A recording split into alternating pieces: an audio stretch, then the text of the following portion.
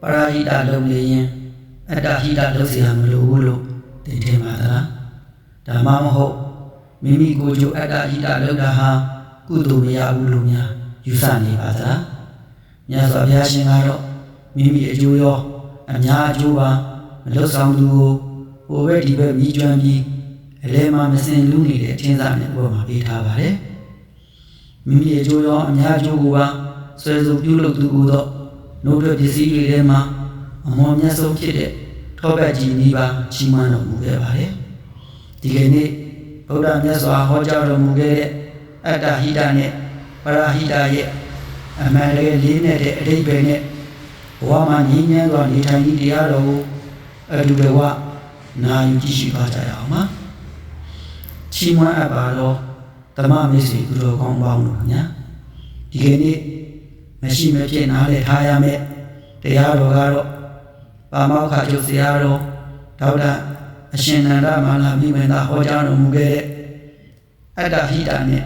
ပရာဟိတဆိုတဲ့တရားတော်ပဲဖြစ်ပါတယ်ဒီကနေ့ခေတ်မှာပရာဟိတဆိုတဲ့စကားလုံးဟာအလွန်တွင်ကျယ်နေပါတယ်ပရာဟိတလို့ဆိုလိုက်တာနဲ့လူမှုရေးလုပ်ငန်းတွေနာရေးကူညီရေးအသင်းအဖွဲ့တွေကိုပဲပြင်းနေတတ်ကြပါတယ်အချို့ဆိုရင်အများအကျိုးပရာဟိတလုပ်နေရင်ကိုကျိုးအတ္တဟိတလုပ်เสียမလိုဘူးသို့မဟုတ်အတ္တဟိတဟာကုသိုလ်မရဘူးလို့ရောထွေးယူဆနေကြပါတယ်ဒီကနေ့ဗီဒီယိုမှာတော့အင်္ဂုတ္တရနိကေလာသုတ်တန်၅သုတ်ကိုအခြေခံပြီးမြတ်စွာဘုရားရှင်ညွှန်ဆိုခဲ့တဲ့ဒေသနာတော်အတိုင်းအတ္တဟိတဆိုတာဘာလဲပရာဟိတဆိုတာဘာလဲဘယ်လိုပုဂ္ဂိုလ်မျိုးဟာလောကမှာအမုန်းမြတ်ဆုံးလဲဆိုတာကိုအပိုင်းလေးပိုင်းခွဲခြားပြီးအပြည့်စုံရှင်းလင်းတင်ပြပေးသွားမှာဖြစ်ပါတယ်အပိုင်း၁ဗုဒ္ဓဘာသာ၏ယုံကြည်မှုနဲ့ဟိတ၏မူရင်းအဓိပ္ပာယ်ဗုဒ္ဓဘာသာဝင်တွေမြတ်စွာဘုရားပေါ်ယုံကြည်တဲ့တရားဟာအခြားဘာသာဝင်တွေရဲ့ယုံကြည်မှုနဲ့အဓိပ္ပာယ်ချင်းမတူပါဘူးအခြားဘာသာတရားအများစုမှာကိုယ်ပဲတယ်ဆိုတာအနန္တတကုရှင်ရဲ့အစွမ်းတကူကိုယုံကြည်ပြီးငါတို့ကိုတကူနဲ့မာစားလိမ့်မယ်ကဲတင်လိမ့်မယ်ဆိုတဲ့ညွှန်နှင်းချက်နဲ့ပို့ခဲ့ကြတာဖြစ်ပါတယ်ဒါပေမဲ့ဗုဒ္ဓဘာသာဝင်တွေကိုယ်ဝေတာကအနန္တတကုရှင်ကိုမဟုတ်ပါဘူးပါဠိတော်မှာတတ္တဟတိတထာဂတတဘောဓိလို့ဟောထားပါတယ်ဘုရားရှင်ရဲ့အသိဉာဏ်တော်ဘောဓိကိုယုံကြည်တာဖြစ်ပါတယ်ဆရာတော်ကြီးကဥပမာပေးထားပါတယ်ဆရာဝန်ကယောဂပြောက်ကင်းအောင်ဆေးညွှန်းပေးလိုက်ပြီးမဲ့လူနာကဆေးကိုမတောက်တာဟာလူနာတောင်းပဲဖြစ်ပါတယ်ဆေးမတောက်ရင်ယောဂမပြောက်နိုင်ဘူးထို့အတူပဲမြတ်စွာဘုရားရှင်ကအသိဉာဏ်နဲ့ရှောင်ရမယ်လမ်းဆောင်ရမယ်လမ်းတွေကိုမှန်ကန်စွာညွှန်ပြခဲ့တာဖြစ်လို့မိမိကိုယ်တိုင်လိုက်နာကျင့်သုံးမှသာ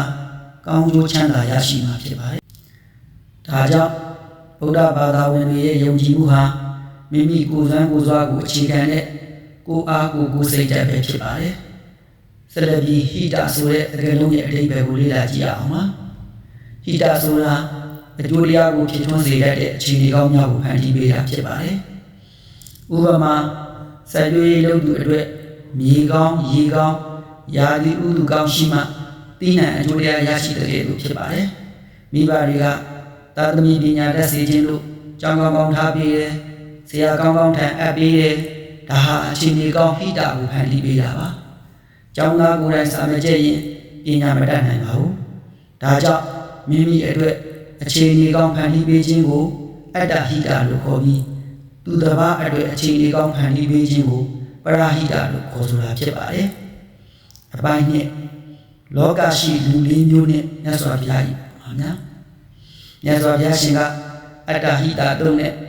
သဝါလာတတုံးတို့မှာလောကမှာရှိတဲ့လူသားအလုံးကို၄မျိုးခွဲခြားပြတော်မူခဲ့ပါတယ်မိမိအကျိုးကိုသာဆောင်ရွက်ပြီးအများအကျိုးကိုမဆောင်ရွက်သူအများအကျိုးကိုသာဆောင်ရွက်ပြီးမိမိအကျိုးကိုမဆောင်ရွက်သူမိမိအကျိုးရောအများအကျိုးပါဘာမှမဆောင်ရွက်သူမိမိအကျိုးရောအများအကျိုးပါဆွဲဆောင်ဆောင်ရွက်သူဆိုပြီးတော့၄မျိုးခွဲပြထားပါတယ်ဒီနေရာမှာမြတ်စွာဘုရားရှင်ပေးတော်မူခဲ့တဲ့ဥပမာနှစ်ခုကအလွန်ထင်ရှားပါတယ်ပရမဥပမာကတော့သာဝနာတထင်းစာဥပမာပါမိမိအကျိုးရောအများအကျိုးပါမလုပ်ဆောင်တဲ့အ အနေကြဆုံးပုဂ္ဂိုလ်နံပါတ်3ကိုဘုရားရှင်ကလူသေးကောင်ဖုံးထားတဲ့ထင်းစာနဲ့ဥပမာပေးထားပါတယ်အဲ့ဒီထင်းစာဟာဟိုဘက်ဒီဘက်လည်းမိကျွမ်းနေတယ်အလယ်မှာလည်းမစင်နေပေးနေတယ်ရွာရဲ့ယူလာပြီးထမင်းချက်ဖို့လည်းမင်္ဂလာမရှိလို့မသုံးကြဘူးတောထဲမှာလည်းအသုံးမဝင်ပါဘူးအဲ့ဒီလိုလူမျိုးကိုမြန်မာတွေကစံကုန်မြေလေးလို့တာဝန်မဲ့သူအဖြစ်သင်စားကြပါတယ်ဒုတိယဥပမာတပ်ပိမန္တထောဘက်ကြီးဥပမာဖြစ်ပါတယ်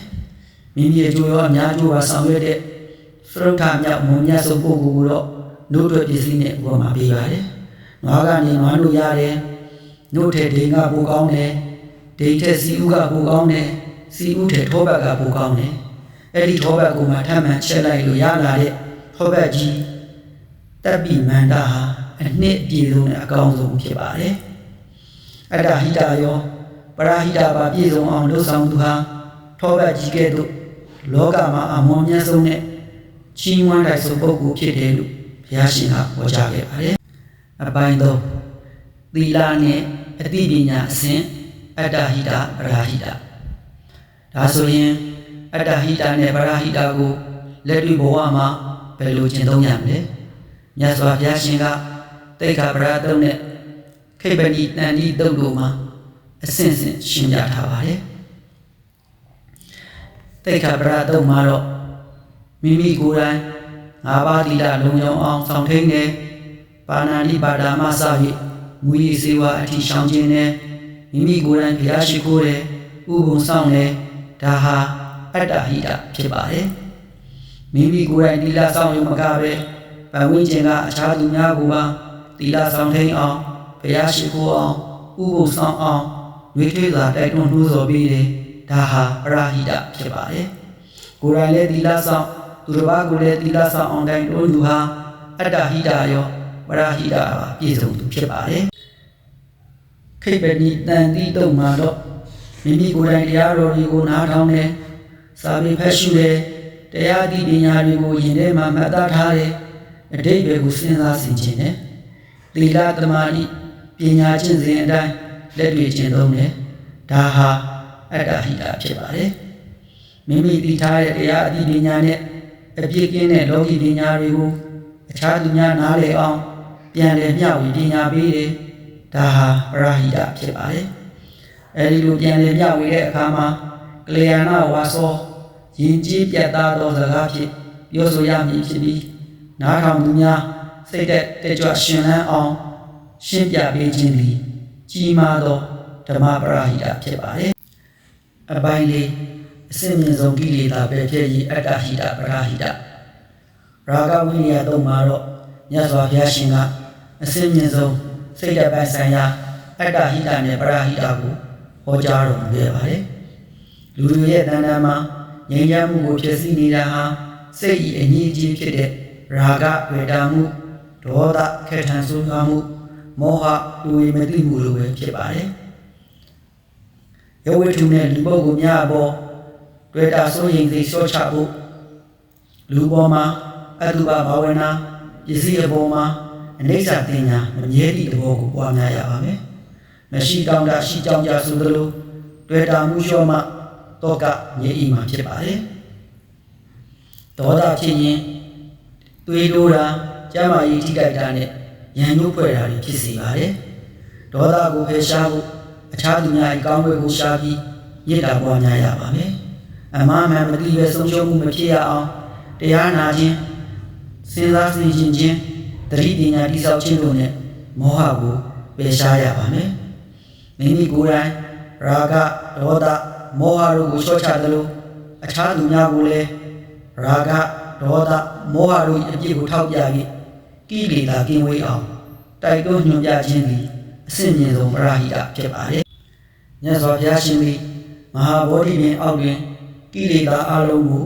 အကျွမ်းမဲ့ပယ်တတ်၍အတ္တဟိတကိုပြည့်ဝစွာပြီးစီးစေခဲ့ပါတယ်အဲဒီနောက်ပြင်စာဝဲကြီး၅ဦးတို့အားဓမ္မစကြာတရားတော်နှင့်အနတ္တလက္ခဏာသုံးတို့ကိုဟောကြား၍ယဟန္တာဖြစ်စေခဲ့ကအစစ်မြင့်ဆုံးပရဟိတကိုပေးအပ်တော်မူခဲ့ပါတယ်ဒီကနေ့နာယူလေ့လာခဲ့ရတဲ့အတ္တဟိတနှင့် ပရာဟိတတရားတော်ရဲ့အဓိကအနှစ်ချုပ်ချက်များကိုပြန်လည်သုံးသပ်ကြည့်အောင်နော်ဗုဒ္ဓဘာသာသည်အနန္တတကုရှင်ကိုကိုးကွယ်ခြင်းမဟုတ်ပဲဘုရားရှင်အသိဉာဏ်တော်ကိုယုံကြည်ကိုးကွယ်ခြင်းဖြစ်ပါတယ်ဟိတဆိုသည်မှာအကျိုးတရားဖြစ်ဆုံးစေသည့်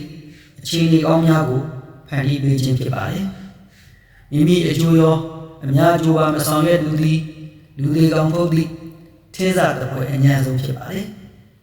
မိမိအကျိုးရောအများအကျိုးပါဆွဲဆုံးပြုလုပ်သူသည်ထောပတ်ကြီးတစ်ပွဲမောမြတ်ဆုံးဖြစ်ပါတယ်မိမိကိုယ်တိုင်သီလစိတ်ဓာတ်ပညာတိဆောက်ခြင်းသည်အတ္တဟိတဖြစ်ပြီးသူတစ်ပါးကိုပါသီလပညာရရှိအောင်တိုက်တွန်းမျှဝေခြင်းသည်ပရာဟိတဖြစ်ပါတယ်စိတ်အငြိအကျေးရာဂဒေါသမောဟများကိုမေတ္တာသတိပညာတို့ဖြင့်ဖယ်ရှားခြင်းသည်အစဉ်မြင့်ဆုံးငြိမ်းချမ်းရေးအတ္တဟိတနှင့်ပရာဟိတဖြစ်ပါတယ်ဓမ္မမိတ်ဆွေသူတော်ကောင်းပေါင်းတို့ခင်ဗျာလောကကြီးမှာနေထိုင်ကြတဲ့အခါမြာအကျိုးပရာဟိတကိုဆောင်ရွက်ရင်းမိမိဤကိုယ်ချင်းတရားနှင့်စိတ်ဓာတ်ရေးရာအတ္တဟိတကိုလည်းမပျက်စီးအောင်ထိန်းသိမ်းကြရမှာဖြစ်ပါတယ်အတ္တဟိတရောပရာဟိတပါပြည့်စုံအောင်ကျင့်ကြံကြိုးကုပ်အားထုတ်တော်မူကြရင်ဘဝဤစမန်သောအင်းငြိမ်းချမ်းသာမှုနိဗ္ဗာန်ချမ်းသာကိုကိုယ်စီရရှိခံစားနိုင်ကြပါစေကြောင်းဆုမွန်ကောင်းတောင်းပေးလိုက်ရပါတယ်ဒီကနေ့တင်ဆက်ပေးခဲ့တဲ့အတ္တဟိတနဲ့ပရာဟိတတရားဓမ္မအနည်းချုပ်ဗီဒီယိုလေးကိုသဘောကျတယ်ဆိုရင် like share နဲ့ subscribe ပြုလုပ်ပေးခဲ့ဖို့မမေ့ပါနဲ့နော်နောက်ထပ်လည်းဘဝအတွက်အသုံးဝင်မဲ့ဓမ္မအသိပညာပေးဗီဒီယိုကောင်းတွေကိုဆက်လက်တင်ဆက်ပေးသွားပါဦးမယ်ကြည့်ရှုပေးခဲ့သူတူချင်းစီတိုင်းကိုယ်စိတ်နှစ်ပါးအေးချမ်းကြပါ